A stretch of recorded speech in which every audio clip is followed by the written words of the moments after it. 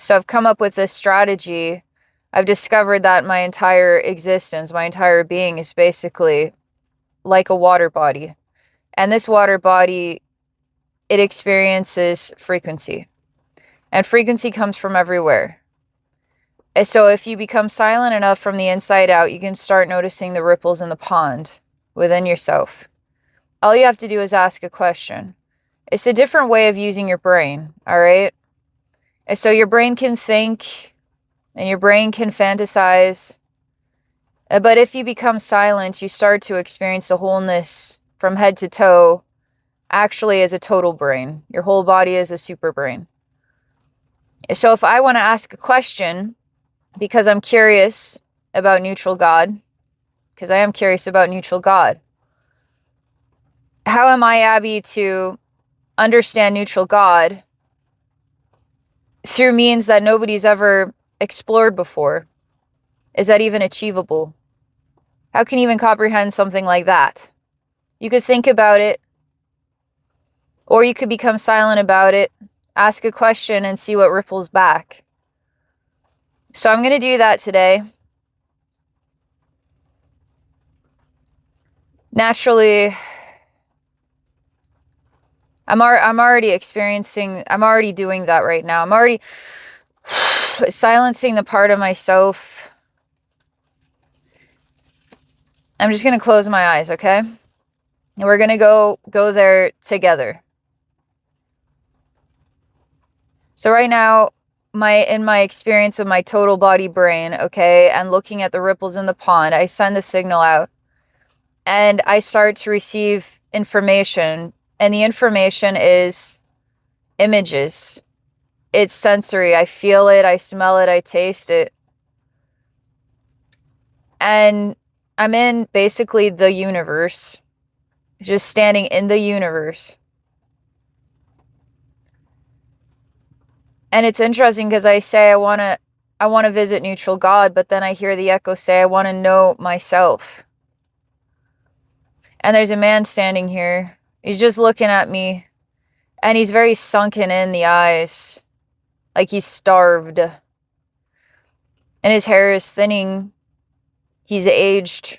He might even be 80 years old, 90 years old. He's standing there. He's not wearing much clothing. And I noticed that he takes very shallow breaths. He doesn't deeply breathe. He just barely breathes.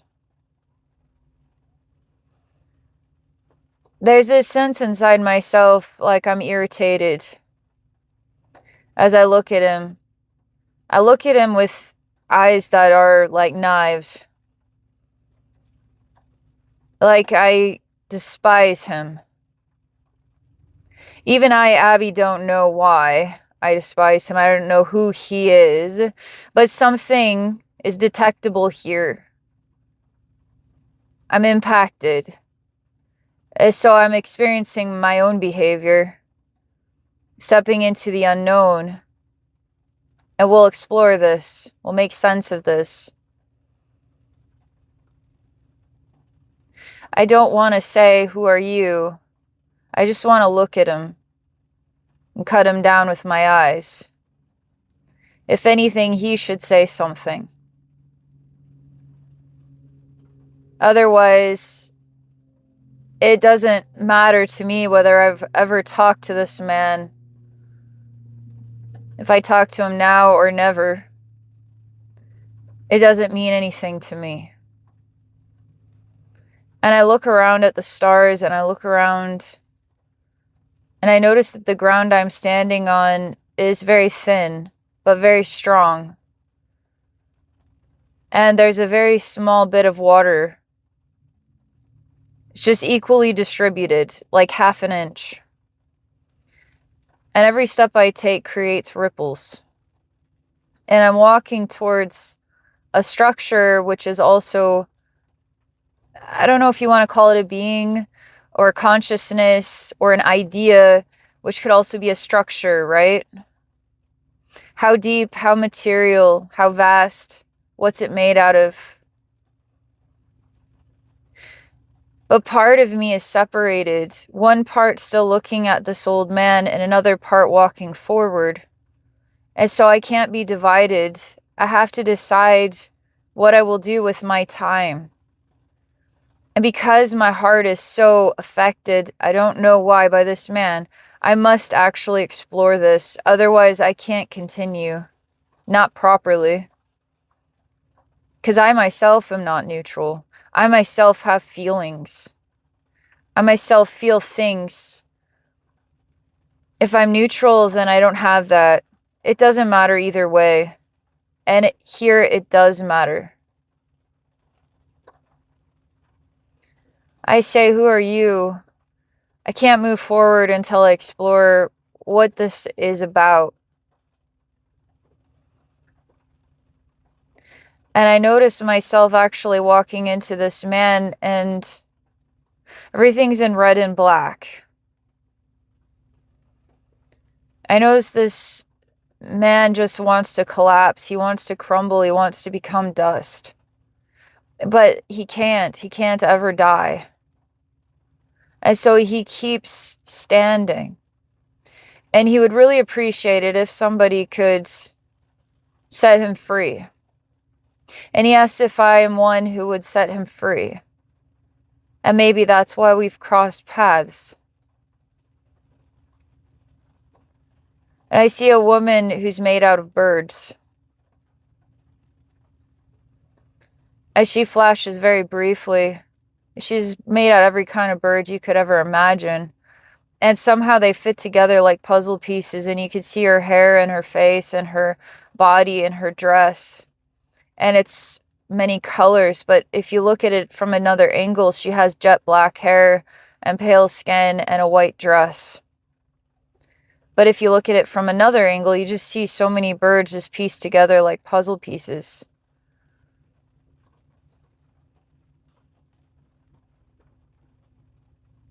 I need to be silent for a minute.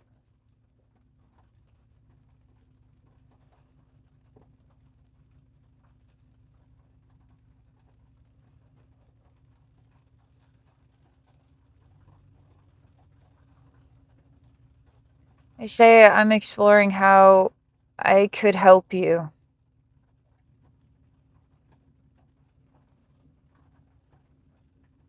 Not why I was angry, but how I could help you.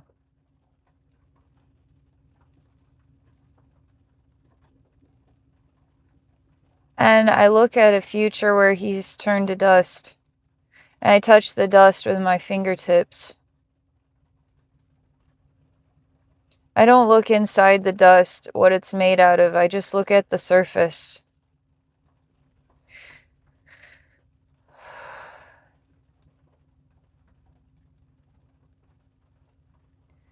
It's not made out of, you could say it's made out of everything.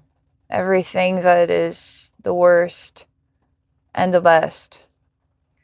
And now you could turn that into pictures, relatable images of happy babies or babies being ripped apart. It just, everything is in this dust. But when I look at the surface, it doesn't matter what's in the dust. And I don't feel anything about it. And in a way, I feel better.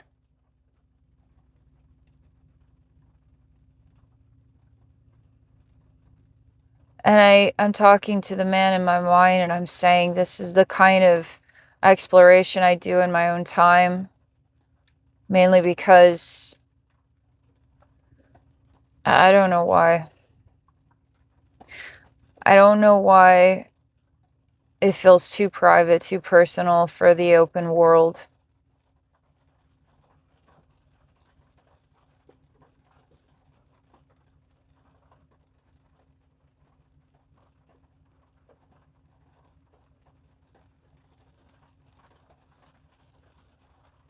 I just paused because I'm reflecting right now.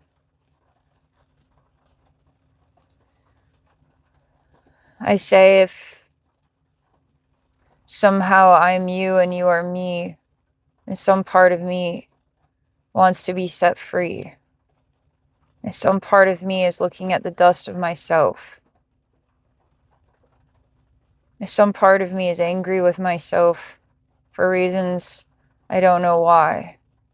And some part of me wants to keep moving forward and not stop, not for anything. But that part of me knows I must stop, and I must explore this if I'm going to continue further. And the ultimate question is my life the path of the neutral God? Can even comprehend what that means.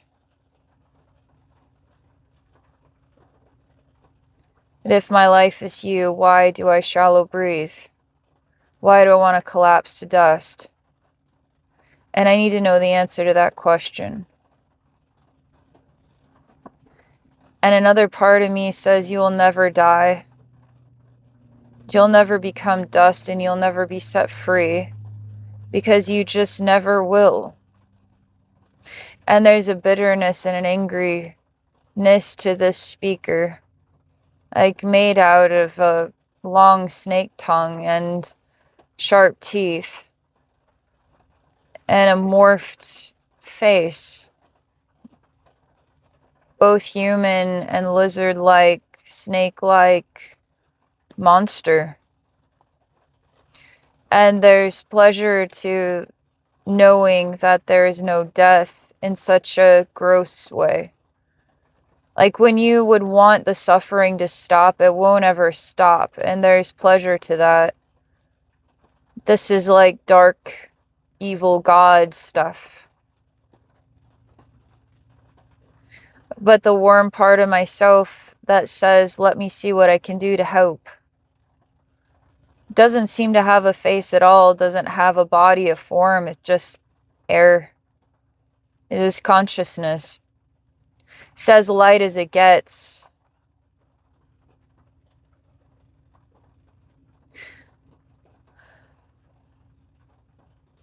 This still isn't enough. This still isn't. This still isn't enough. This still isn't. This is still too thin. Still too convenient. I say I'm going to leave this part of me here to spend time with this. I'm going to meet up with the other me and I'm going to keep moving forward.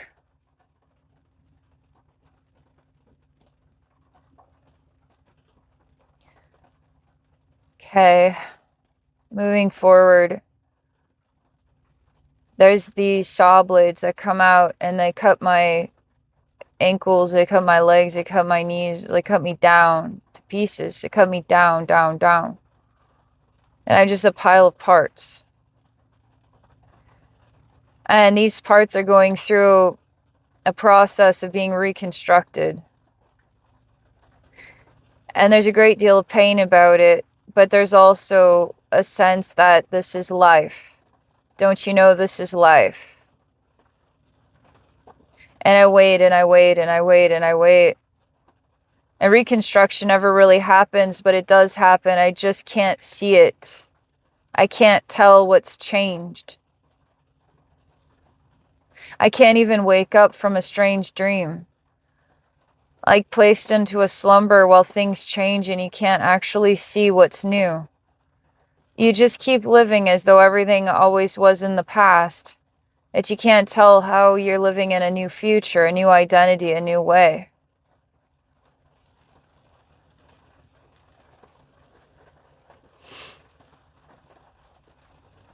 What you guys don't know is that I'm looking around this entire space because sometimes information is just too convenient for me.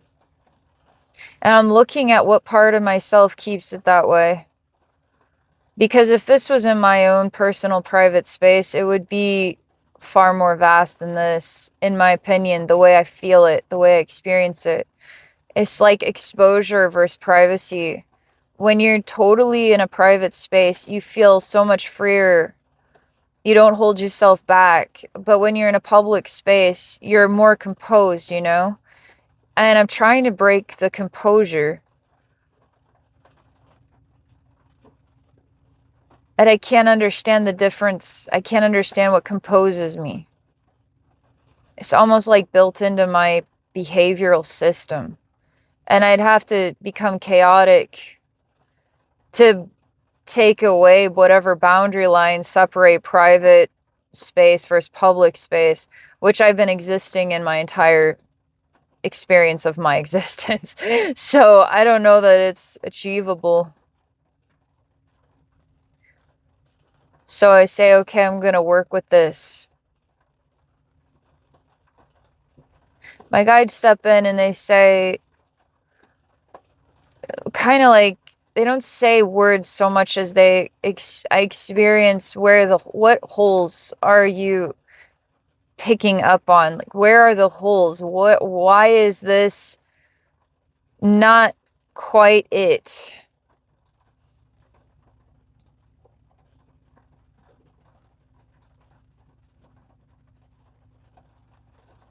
Because I never said that the old man was Metatron. And I don't know why I'm suddenly vastly and aggressively bitter towards him, which is impossible. I don't know how this has happened. I don't know why, but something has changed in my relationship with him. And I didn't want to talk about that. I just wanted him to be this unknown without a name, but for my own personal reasons. But this man reminds me of Metatron. Therefore, this man is Metatron. I also know the connection we have with everything is somehow a part of me.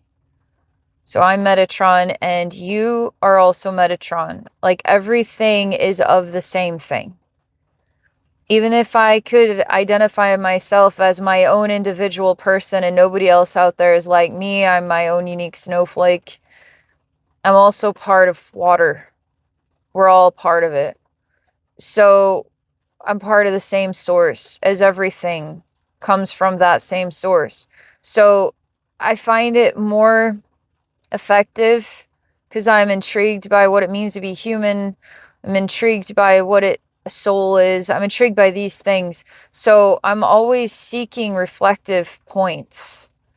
Whether if they make me really angry, like this Metatron thing, that's a perfect reflective point to understand an anomaly. And I'm always looking for riddles and solving riddles to understand, to expand is really what it is. It's not necessarily that I know in my brain I experience something vast and meaningful without words, and that there is expansion. And that's why I'm on this quest, because the experience of expansion is so wonderful. It's the most life-giving event. In all of the suffering we go through, there's expansion. But how do you want to put your eyes to it? Do you want to just look at you, the victim? You, the one that didn't deserve this? The injustice of it all? That's just one viewpoint. That's just one part of the whole. You're missing the fact that you get to live this life and the blessing of that part of the truth. And how to find joy when you're going through pain is an incredible solo leveling event. You, the independent one, you, the soul wanting to become expanded because you figured it out, because you learned how to walk a hard path and still smile. That's another viewpoint. That's expansion. That's intelligence. I want to become more intelligent. I want to see more. And I have to be self-aware all the time. So one of the holes is I didn't define that man as Metatron. Another one of the holes, perhaps the intense journey I did yesterday, I can't recreate that here. And it was so meaningful, and I couldn't possibly share it with the world because I can't recreate it. It was just for me. But it was so important to me, and stepping into this with all of you is giving you access to something that was important to me. Perhaps it could add meaning for you. Perhaps it could make you more intelligent, expand your own soul perception on things. Maybe it could be a gift, maybe. Maybe it could be important. Maybe. Maybe it's only important to me. That if it's important to me, then it's important to the whole, because I'm part of the whole.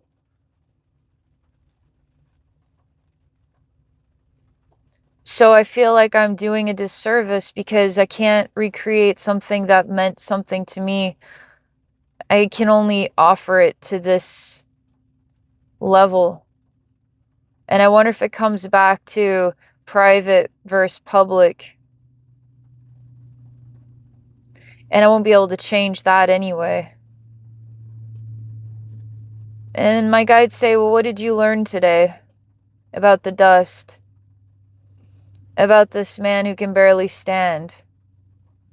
About the fact that you can't ever die and nobody can really take your place because only you can carry that burden. And how could I uplift Metatron if this is some experience of his own? Truly, I can't. Because in the end, he'll have to do it for himself. Because that's what it always comes back to. Can I actually help him? Or can I just be there? I'm suddenly taken back to what cuts me down and reanimates me into some new form of myself. And this sleep state between the awareness that I'm changing and what have I become isn't quite clear. Can't even tell that anything's really changed, but something definitely has changed. How can you put perspective to that? I asked my guides, what does this have to do with neutral God? I mean, my idea of neutral God and my experience with neutral God, this isn't even the same.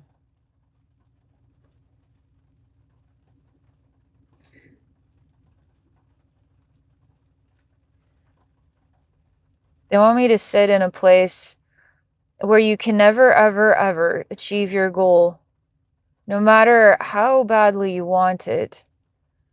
Even in your soul, even the most pristine way, even the most magical way.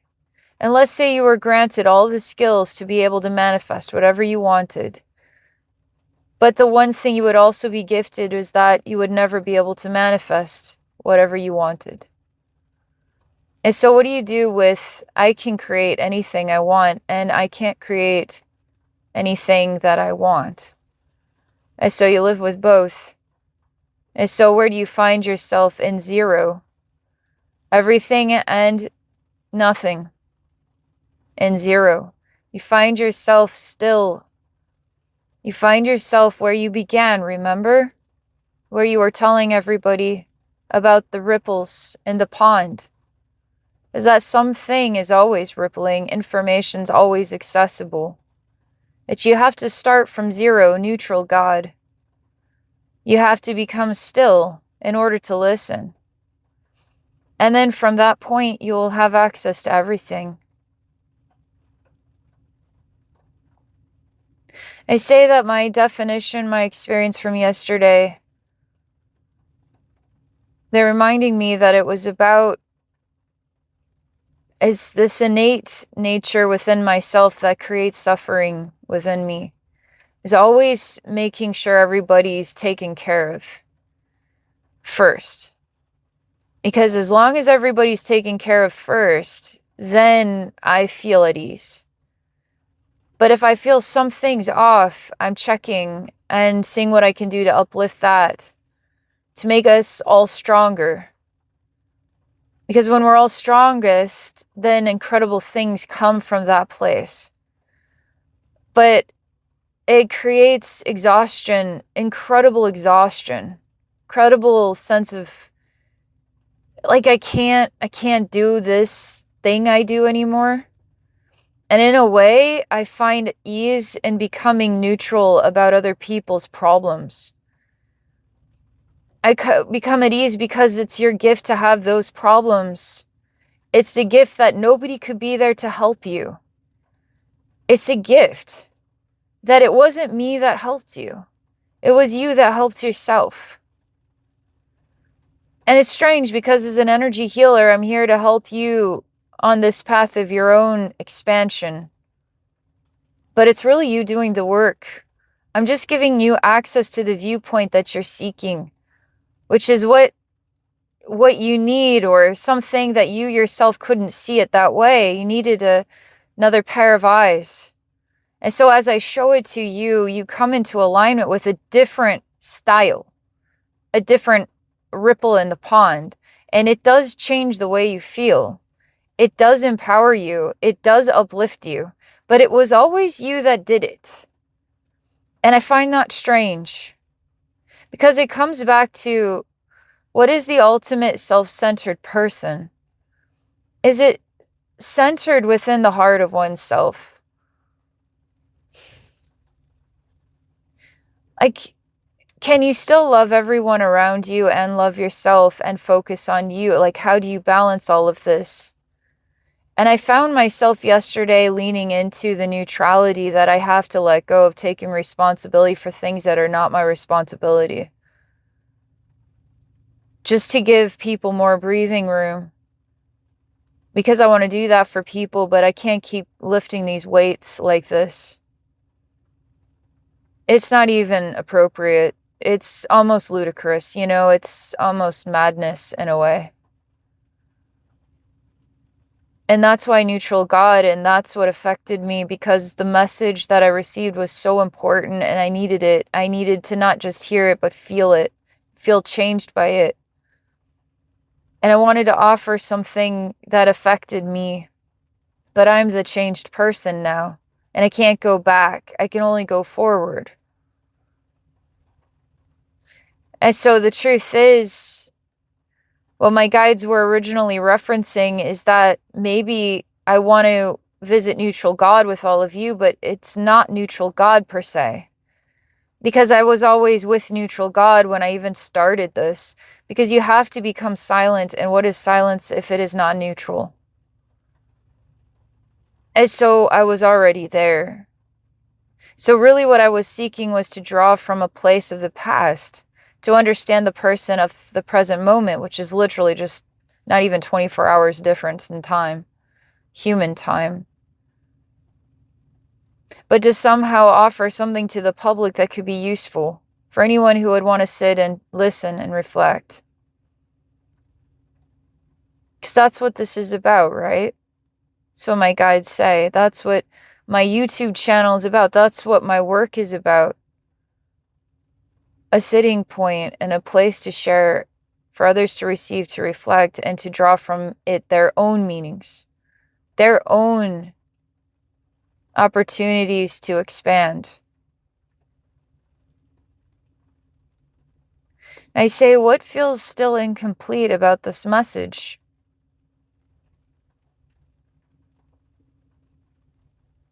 It's me that's incomplete. And I laugh because, well, I think that's forever.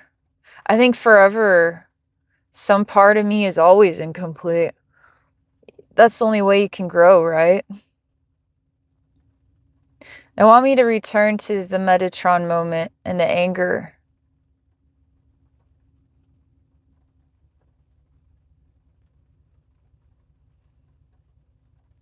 And the conversation that was about manifesting. Like the gift to create any life you ever wanted to create, and the gift to not ever be able to create it. And now you are left at zero. And I wonder, as I reflect on this, Metatron, let's say you could create the world you wanted, but you also could never create it quite the way you wanted it to be. And so it just became what it is. And in some way, you'll always be incomplete because it never was exactly your original vision. And now I start to understand myself, because there are things that I've wanted to create in this life, and I put all my heart and my soul and every thought that I ever had. I devoted hours of time. My passion was like my whole being, and it was like there was no way I wasn't going to be able to get what I wanted, because I put so much time and energy and heart into it. And I find myself constantly in a state of never really quite getting there. And there's this place that I've reached where I'm just going to be this. I'm just going to be this. And part of what that means is, like, I'm working on entirely revamping my website, which is something that I can never really achieve. I can never really get there. I don't know why. And so I feel like my website is like, it was built and then it was built upon and then built upon and then built, like it was a WordPress site, and then it had it was so basic, and then it had like a theme, and then it had like, it's gone through all these rebirths, but it never really became what I ever wanted it to be. So it's just this like presentation. And I don't know why my life story isn't just about this website or this work that I do. It's about all the exchanges that I have in a life. And in some way, those exchanges take a lot of my time and energy, where the website is just exactly what it is, which is myself, my YouTube channel, myself, my website. I'm reflecting on everything that I've done in my life to this point and what feels complete about it. And I've decided that the only way to move forward is to say it is all complete just the way that it is. And suddenly when I say it's all complete just the way that it is, I'm already seeing now my voice becomes Metatron's voice, and he says it is all complete just the way it is. And in some way he becomes reborn inside of himself. And then I have no reason to be angry, because it means that every one of us is doing everything completely. And that there was nothing really lacking in any experience that happened on this planet, even if we were to say it could have been better. It could have been a lot better. It could have been so much better than this. But it is complete. That means you're complete. And whatever you were never able to get done quite the level you wanted it to be, whatever that means to you, you're complete. All your memories are whole. You're whole, you're complete. So the ultimate meaning of this entire path are all these meanings.